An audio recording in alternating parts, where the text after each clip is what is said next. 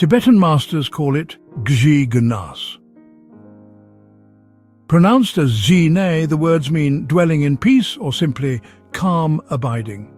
But calm abiding is not just an idea, it is a path walked by countless practitioners over centuries.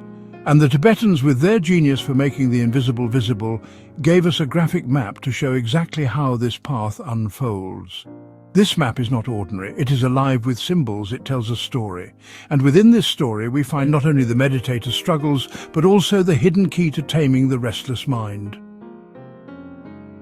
The characters of the path. On this map, 4 characters appear again and again. First, there is the monk. He is the meditator. Anyone who steps into the practice with sincerity. He represents you and me, the human seeker who longs for peace. Second, there is the monkey. This noisy creature stands for distraction, the endless chatter of thoughts, the flickering pull of sense objects, the mind that refuses to stay still. Third, there is the rabbit. It doesn't show up immediately, it appears only at the 3rd stage of the journey. Why? Because it represents the more subtle forms of dullness and complacency, obstacles so refined that at first we don't even notice them. And then there is the great elephant. This majestic being stands for the mind itself. Why an elephant? The Tibetan masters explained it with profound clarity. A wild elephant is dangerous. If it roams uncontrolled, it destroys everything in its path. In the same way, an untamed mind causes immense harm, anger, greed, jealousy, delusion, all born from this restless power. But a tamed elephant is magnificent, strong, steady, obedient. It can accomplish impossible tasks, even carrying fire in its trunk if commanded. Likewise, a mind that is tamed can do anything. It can hold steady, pierce through illusion, and even reach enlightenment. The elephant's footprint is also the largest among all animals. Just so, the disciplined mind leaves the deepest mark upon the path of Dharma. Great masters like Maitreyanatha, Asanga, Kamalashila, Tsongkhapa, and the poet Saint Shantideva all use this elephant image. Shantideva even wrote in The Way of the Bodhisattva, "The untamed elephant mind destroys everything, but once trained it brings joy and freedom." The monk's tools. In the monk's hand, there are the 2 great tools of training. The rope of mindfulness, it's our ability to remember the present moment, and the hook of awareness, the sharp alertness that recognizes when the mind begins to wander. The practitioner who has almost caught up with the elephant is able to throw the rope around the elephant's neck.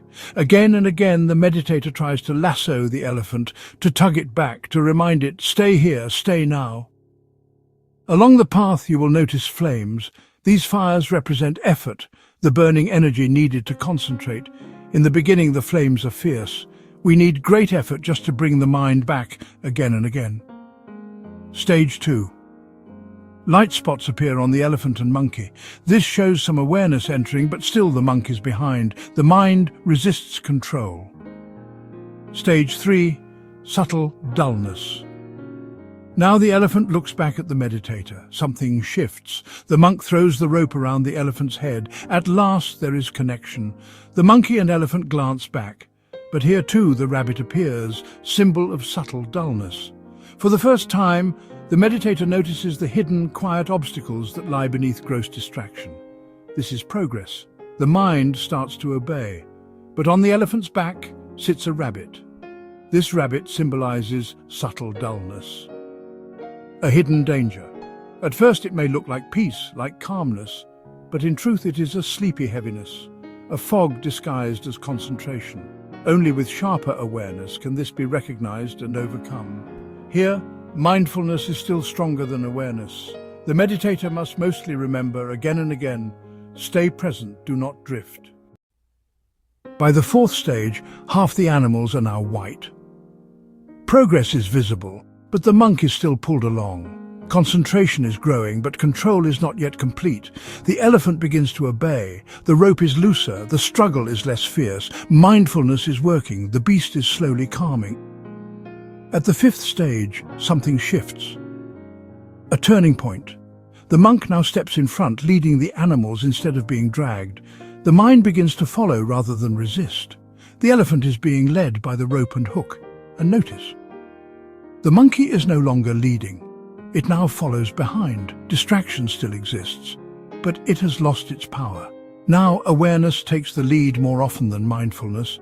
Instead of just remembering to stay, the meditator now clearly recognizes when the mind tries to slip away. In the sixth stage, the meditator walks ahead, no longer glancing back. Behind him, the elephant and the monkey follow quietly. The rabbit has vanished. Dullness is gone. The mind is obedient, distractions quiet. The elephant and monkey grow whiter still. The monk looks forward with confidence. Subtle dullness has dissolved. Control is steadier, concentration stronger. Here, meditation begins to feel natural. The constant battle eases. The mind is no longer an enemy, but a companion. At the seventh stage, the elephant follows on its own. The rope and hook are no longer needed. The monkey, that restless chatterbox, finally departs. Distraction and dullness only appear rarely, like passing clouds. Imagine the relief. The mind is finally becoming a friend. By the eighth stage, the elephant has turned completely white. White is purity. An obedient mind free from sinking or scattering. The monkey too has faded. The mind is obedient. Concentration flows naturally, though a little effort is still required. Yet some energy is still needed to maintain this clarity. At the ninth stage, a profound transformation occurs. The meditator now sits in meditation while the elephant rests peacefully nearby. The mind is utterly still, able to remain in concentration for hours, days, even months. Without struggle, this is effortless stability, calm abiding in its true form. The time of concentration. The Tibetan master Geshe Rabten gave precise descriptions of these stages. At stage 4, concentration without distraction is possible for 15 minutes. At stage 5, it lasts half an hour or more with clarity and peace. At stage 6, 1 hour of undisturbed concentration is possible. At stage 7, concentration flows for 4 hours, effortlessly. At stage 8, it becomes automatic, lasting as long as the meditator wishes. Sometimes days. Other senses fade, food is no longer necessary, for the meditator feeds on the bliss of meditation itself. At stage 9, concentration is limitless. The meditator is completely non-dependent upon the senses. The scriptures call this living on the food of samatha. The meaning of the journey. The path of calm abiding is more than technique. It is a map of human transformation. The wild elephant of the mind, black and unruly, becomes white and peaceful. The monkey of distraction fades away. The subtle rabbit disappears. And the monk, once struggling at the back, walks freely, then finally sits in serene mastery. This journey is a mirror of our own hearts, at first restless, then gradually tamed, then shining with clarity, until finally still and luminous.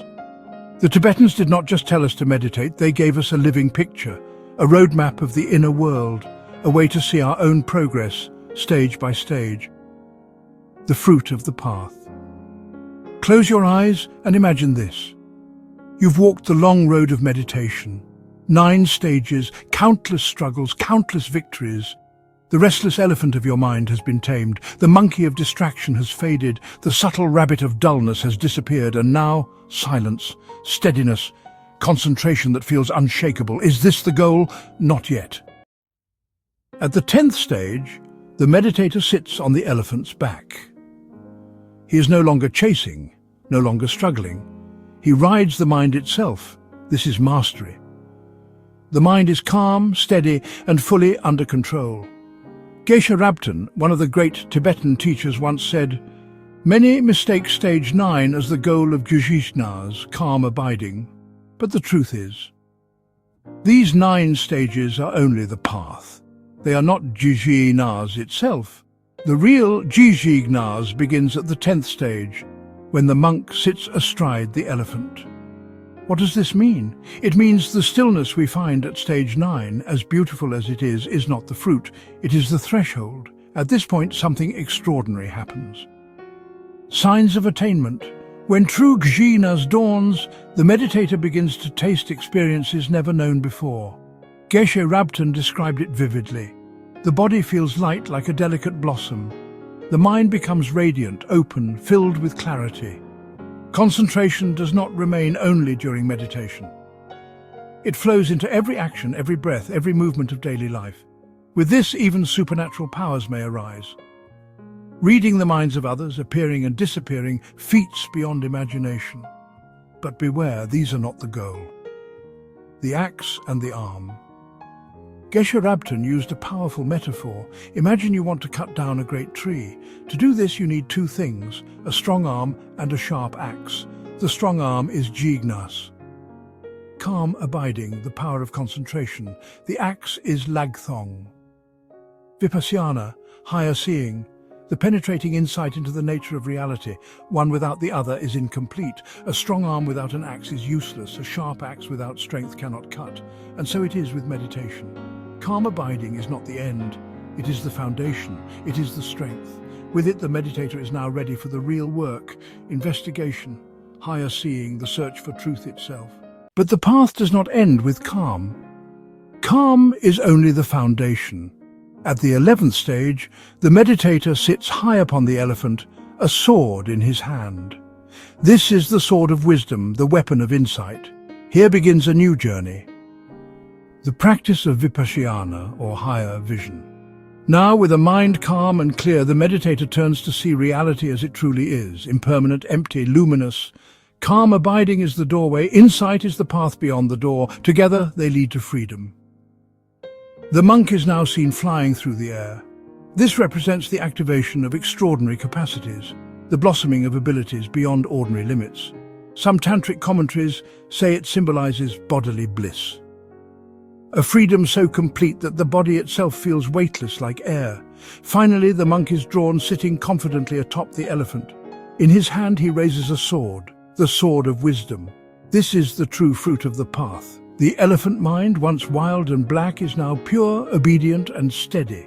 The meditator, once dragged from behind, now rides above it with mastery. The sword in his hand symbolizes the Buddha's wisdom, ready to cut through illusion. And once again the flames appear in the diagram. Flaring bright, they show that energy must rise again, for now begins a deeper meditation. Vipassana, the investigation of reality. The purpose of calm abiding. Here lies the heart of the teaching. Calm abiding is not the final destination. It is the doorway. Once the mind is tamed, it becomes the perfect tool, like a sharpened axe ready for use. Vipassana, higher seeing, uses that tool. It asks the deepest question: what is real? What is the nature of self, of world, of suffering, of freedom? And with this union, calm abiding and insight, the path to enlightenment becomes possible. Geshe call.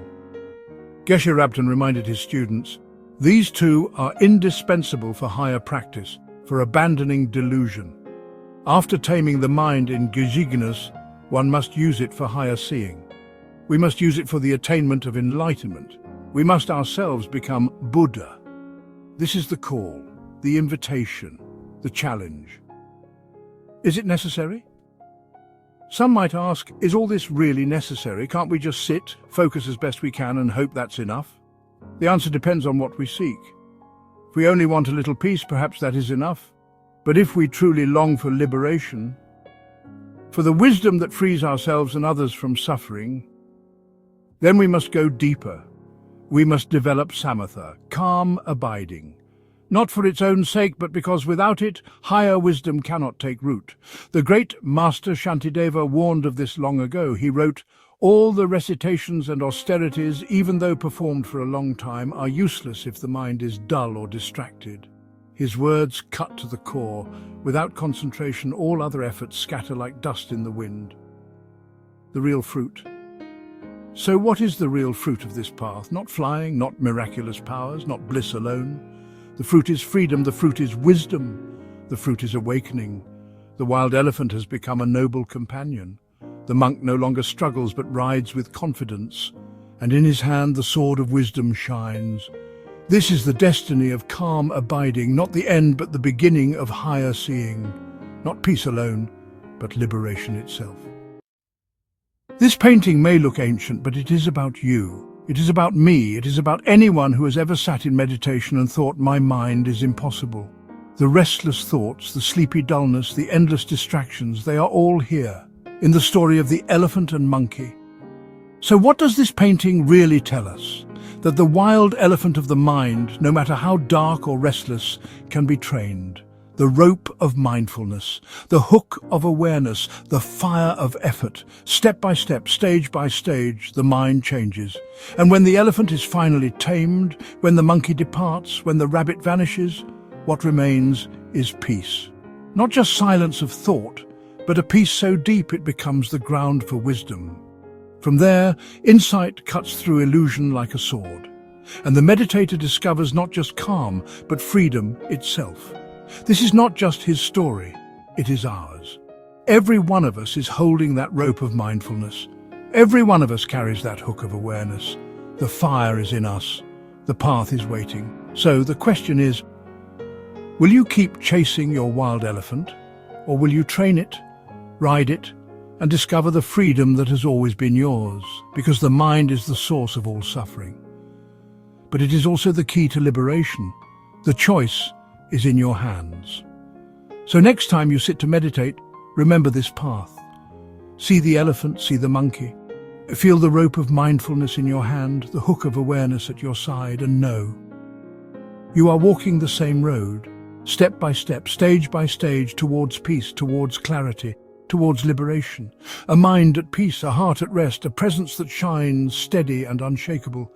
This is the promise of Gzhignas, the path of calm abiding.